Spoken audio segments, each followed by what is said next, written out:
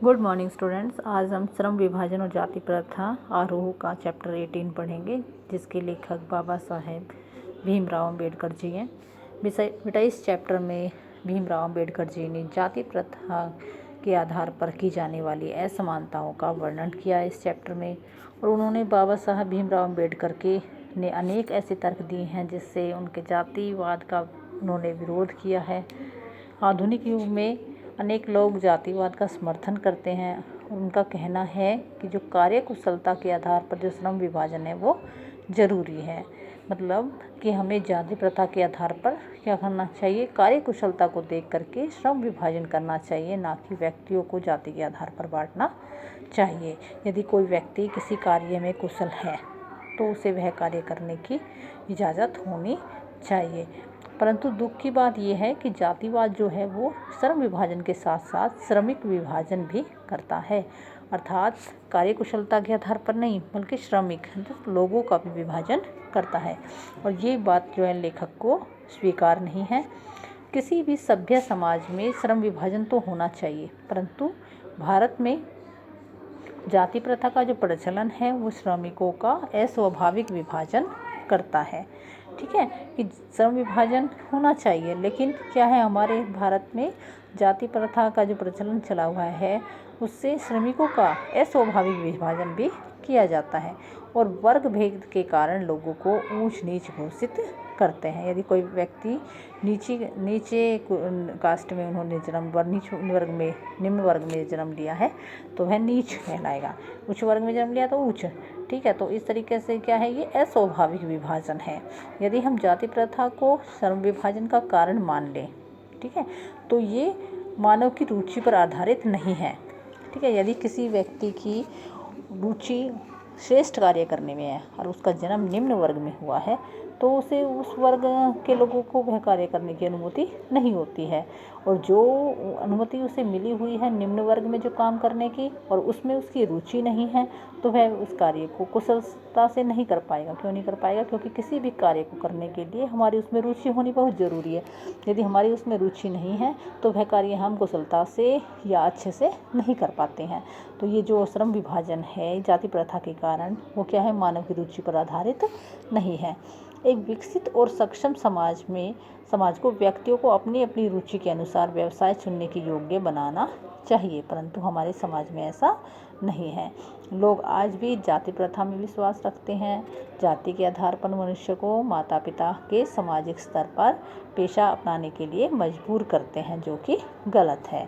ठीक है, कि जो माता पिता तुम्हारे माता पिता कार्य करते हैं उसी कार्य को तुम करो, तो ये जो है ये गलत सोच है। इसे हमें सामाजिक स्तर पर किसी को भी ऐसा पेशा अपनाने के लिए मजबूर नहीं करना चाहिए, क्योंकि हो सकता है उस चीज़ में उसकी रुचि ना हो, और जब तक रुचि नहीं होती है या कार्यकुशलता नहीं होती है उस वर्ग में, उस क्षेत्र में तो वह उस कार्य को अच्छे से सक्षमतापूर्वक नहीं कर पाता है। जाति प्रथा का सबसे बड़ा दोष यह है कि यह लोगों को एक पेशे से जोड़ देती है कि आप बस यही कारण है कि आपका यही काम है, आपके कुल का, आपके वर्ग का, तो आपको यही कार्य करना है। तो ऐसा नहीं होना चाहिए। इसके कारण यदि किसी उद्योग धंधे में तकनीकी विकास के कारण परिवर्तन हो जाता है तो लोगों को क्या करना पड़ता है, भूखा मरना पड़ता है, क्योंकि उनके कार्य में क्या है, अब उनका कार्य था उसने, अब मशीनी युग आ गया है, मशीन ने उस सब का जो कार्य है उन मशीनों ने संभाल लिया है। तो उस वर्ग के लोग क्या करेंगे, वो वर्ग के लोग क्या होंगे, भूखे मर जाएंगे। तो ये हिंदू समाज में पेशा न बदलने के कारण जो बेरोजगारी की समस्या उत्पन्न होती है, वो जो बेरोजगारी की हमारे समाज में जो समस्या है उसका सबसे बड़ा कारण यही है कि लोग क्या करते हैं, उसमें अपने पेशे को यानी पेशा बदलते नहीं है, और जिसके कारण बेरोजगारी का सामना करना पड़ता है।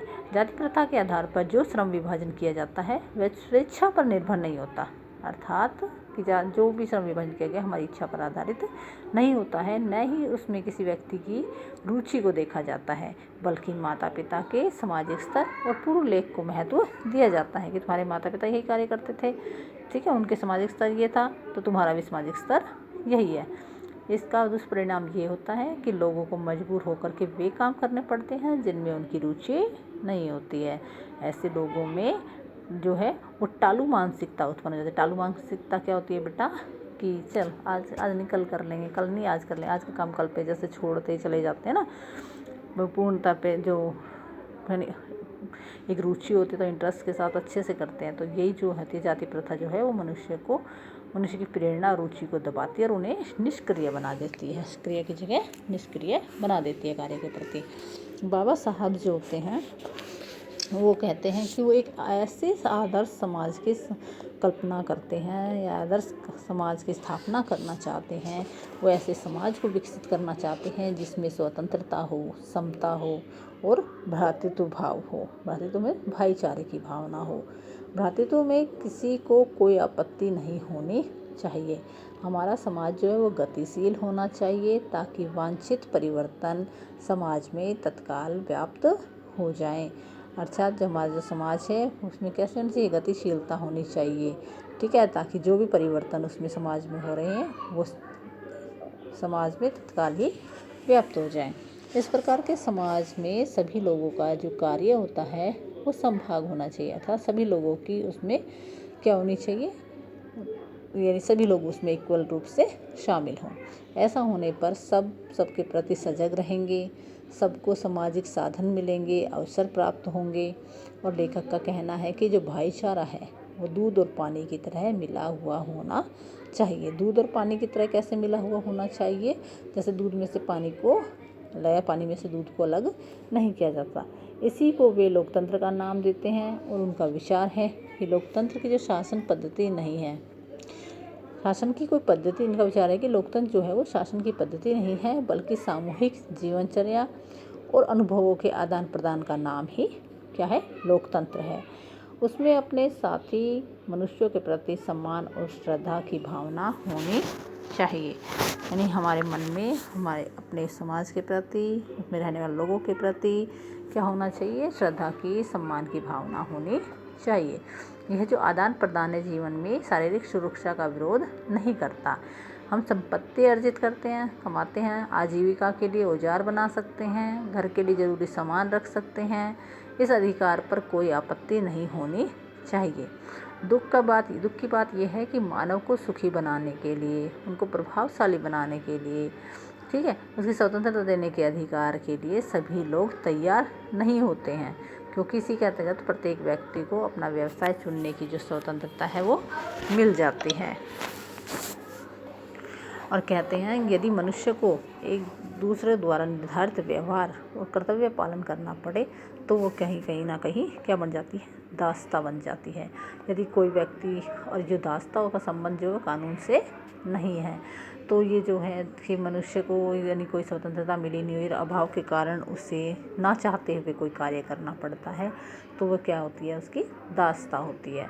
तो जाति प्रथा का सबसे बड़ा दोष यही है कि मनुष्य को अपनी इच्छा के विरुद्ध पेशा अपनाना पड़ता है, और जिसको हम क्या कहेंगे, दासता।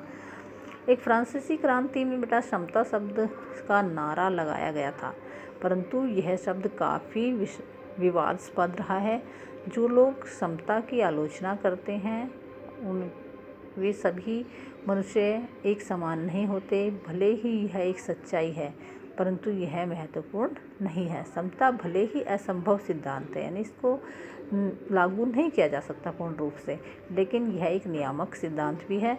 मनुष्य की जो क्षमता होती है वो शारीरिक वंश परंपरा जो है, सामाजिक उत्तरदायित्व जो है और मनुष्य के अपने जो प्रयत्नों पर ये निर्भर करती है। जो क्षमता होती है बेटा वो किस किस पर निर्भर करती है, शारीरिक, हमारी वंश परंपरा, हमारा सामाजिक उत्तराधिकार और मनुष्य के अपने प्रयत्न, इन सब पर जो क्षमता होती है वो निर्भर करती है। इसके बाद इसमें बताया गया है कि बेटा इन दृष्टियों से मनुष्य समान नहीं होते, ठीक है। 3 दृष्टियों से जो मनुष्य वो समान नहीं होते हैं। कैसे, कौन कौन सी? यदि ऐसी स्थिति है तो भी समाज को ऐसे लोगों के साथ असमान व्यवहार नहीं करना चाहिए, बल्कि प्रत्येक व्यक्ति को उनकी क्षमता के अनुसार उनमें क्षमता विकसित करने के लिए नए प्रयास करने चाहिए, अर्थात सभी के साथ समान व्यवहार करना चाहिए। बाबा साहब का यही कहना है कि वंश परंपरा और सामाजिक प्रतिष्ठा के आधार पर, ठीक है, सामाजिक प्रतिष्ठा के आधार पर जो है लोगों को असमानता जो है वो अनुचित है। क्या वंश परंपरा और सामाजिक प्रतिष्ठा के आधार पर यदि हम लोगों के साथ असमानता करते हैं तो वो अनुचित है। यदि ये असमानता की जाए तो उसमें केवल सुविधा भोगी लोगों को ही लाभ पहुंचेगा, अर्थात जिनके पास सुविधाएं हैं उनको और सुविधाएं मिल जाएंगी और जिनके पास सुविधाएं नहीं हैं उनके पास वो सुविधाएं उपलब्ध नहीं होंगी। तो यही है कि प्रयत्न मानव के अपने वश में है, परंतु वंश परंपरा और प्रतिष्ठा, सामाजिक प्रतिष्ठा उसके हाथों में नहीं है, क्योंकि वो तो क्या है, जाति प्रथा के कारण छिन गई है उनसे पहले ही। लेकिन जो प्रयत्न वह कर रहा है, जिस कार्य में वह कुशल है, वो उसके अपने हाथ में है। तो इसलिए हमें उनके साथ असमान व्यवहार करना जो है सरासर गलत होगा। दूसरे शब्दों में हम ये भी कह सकते हैं कि बेटा समाज के सभी सदस्यों को अपनी अपनी योग्यता के अनुसार अवसर प्राप्त होने चाहिए। समान अवसरों के समान व्यवहार, समान अवसर के साथ समान व्यवहार करना चाहिए।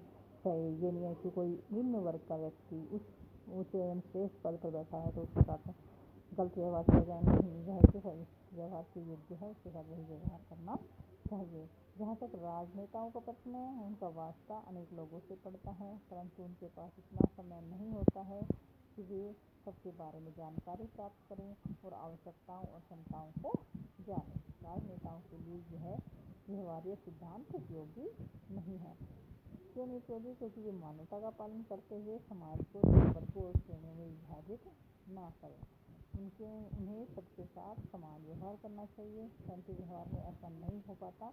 इसलिए जो राजनीतिक लोग होते हैं उनको सबके साथ इसका व्यवहार इसलिए करना चाहिए क्योंकि वर्गीकरण और श्रेणीकरण करने में न केवल उनकी व्यक्तिगत हानि है बल्कि समाज की भी हानि है। इसलिए उनके साथ समान व्यवहार करना चाहिए। भले ही समता एक काल्पनिक वस्तु है, हम इसकी सिर्फ कल्पना कर सकते हैं, वास्तव में हम सभी व्यक्तियों को समान दर्जा नहीं दे पाते हैं।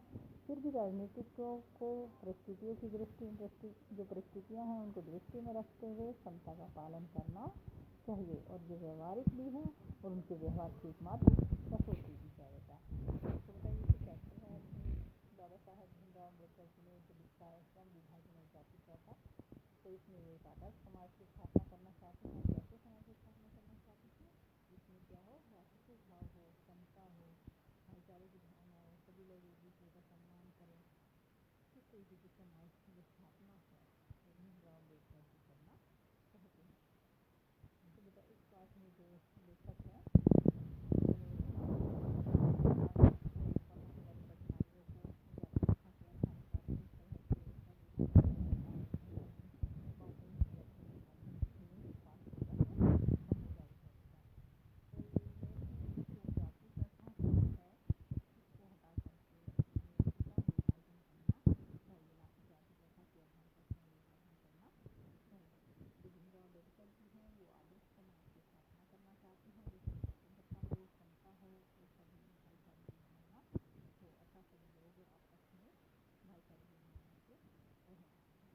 लेखक के अनुसार कहते हैं कि लोगों के बीच में ये क्षमता है सामाजिक स्तर से अपने प्रयत्नों के कारण असमान हो जाता है। कभी एक समान नहीं हो सकते, अतः पूर्ण क्षमता एक काल्पनिक वस्तु है कि सभी हम चाहें कि सभी लोग ऊपर हो जाए, लेकिन कभी नहीं हो पाती है क्योंकि सभी के प्रयत्न जो होते हैं अलग अलग होते हैं। कोई कम प्रयत्न करता है, कोई कम प्रयत्न करता है, कोई बिल्कुल ही प्रयत्न नहीं करता। तो ऐसे ही समाज में क्षमता की जो क्षमता है वो समाज की काल्पनिक वस्तु ही है। फिर भी लेखक का कहना है कि समाज के सभी लोगों को पढ़ने लिखने फलने फूलने के बराबर अवसर मिलने चाहिए। अवसर तो उन्हें उपलब्ध होने चाहिए, वो बात ही उनके प्रयत्न पर निर्भर करता है कि वो उसमें कितना प्राप्त करते हैं। किसी प्रकार का भेदभाव जो है मानव के विकास में बाधा का जो काम करता है, विचारों को शिक्षा को हानि पहुँचाता है। भले ही समाज विविध प्रकार का है, विशाल भी है, लेकिन फिर भी सभी मनुष्य समान होने चाहिए। तभी हमारा समाज जो है वर्गहीन, जातिहीन और श्रेणीहीन हो पाएगा और सभी को